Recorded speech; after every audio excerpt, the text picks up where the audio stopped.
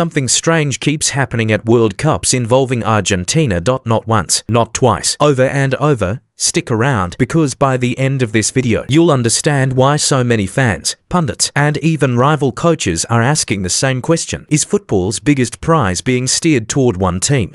Let's go back to 2020 to first. Argentina got 5 penalties that tournament. That's a World Cup record for one team in one edition. In the SSI took every single one. 4 went in, 1 missed. Some were obvious calls. Others split the room completely. Take the match against Poland. Messi jumped for a header, didn't get it, and the keeper brushed his face on the way down. No real force behind it, yet the referee pointed to the spot.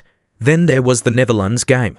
Even with VAR reviewing it, the call stood, and pundits worldwide raised their eyebrows. In that same match, Messi handled the ball on purpose to kill a dangerous attack. FIFA's own rulebook says that's an automatic yellow. He didn't get one. Dutch manager Louis van Gaal said afterward that it felt like the outcome was written in advance. French fans complained loudly after the final to add it all up. And you get a theory that hasn't gone away since. Football's biggest story needed the perfect ending, and officiating helped write it. Now fast forward to this year. Argentina landed in one of the softest groups on paper: Austria, Jordan, Algeria. They won all 3 games.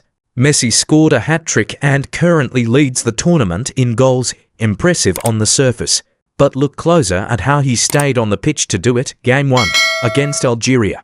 Score already 1-0.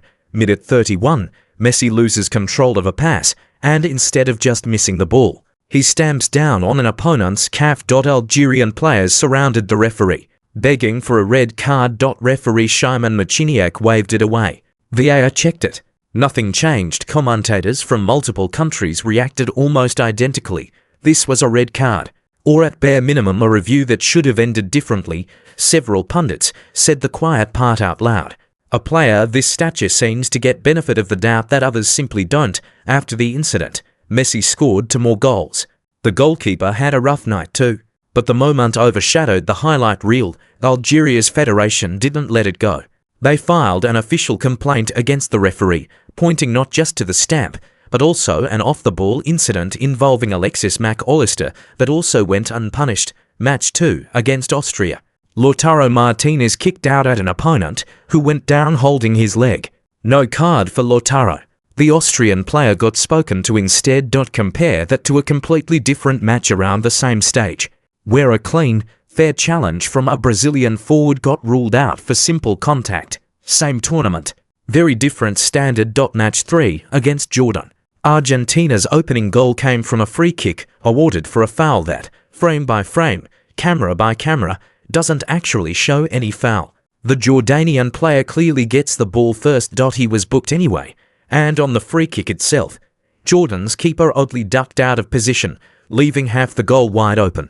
Bad luck, or something else. Fans are still debating that clip. Later in that same game, Lautaro used his arm to control the ball inside the box.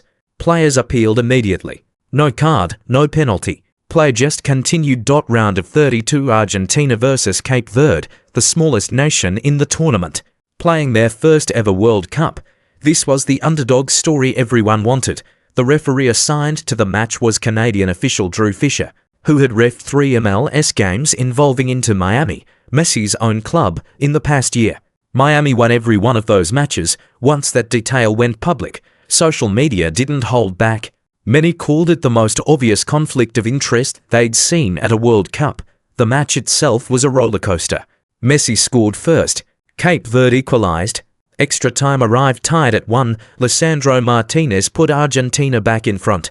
Cape Verde answered almost immediately with a long-range stunner to level it again. For a few minutes, the biggest upset in World Cup history looked ready to happen. Then, minute 111, a Messi corner. A scramble in the box. The ball crosses the line off Christian Romero. Ruled an own goal. Argentina survives. 3-2. Cape Verde's dream run ends right there. Round of 16, against Egypt. This is the one that got the whole football world talking. Egypt were holding their own and had taken the lead. Then, minute 62, Egyptian midfielder scores what should have been an incredible second goal. 80 yards of build-up, sharp passing, the kind of goal that ends up in tournament highlight reels for years. VAR steps in. Goal disallowed, the reason given, a foul in the build-up, over 20 seconds before the ball even hit the net. Way up the other end of the pitch, analysts on live TV couldn't believe it. One pundit put it bluntly, reviewing contact from 20 seconds and 80 yards earlier isn't what VAR was designed for. Argentina go on to complete a 3-2 comeback and book their spot in the quarterfinals. So here's where we land. 2022, a record number of penalties, all in Argentina's favour. 20-6, a missed red card, a phantom foul, a referee with direct ties to Messi's club, and a VAR call that reached back in time to erase a legitimate goal. Is there hard, undeniable proof of a fix?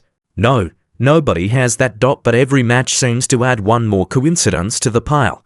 And at some point, fans stop calling it a coincidence. So what do you think? Is this really happening?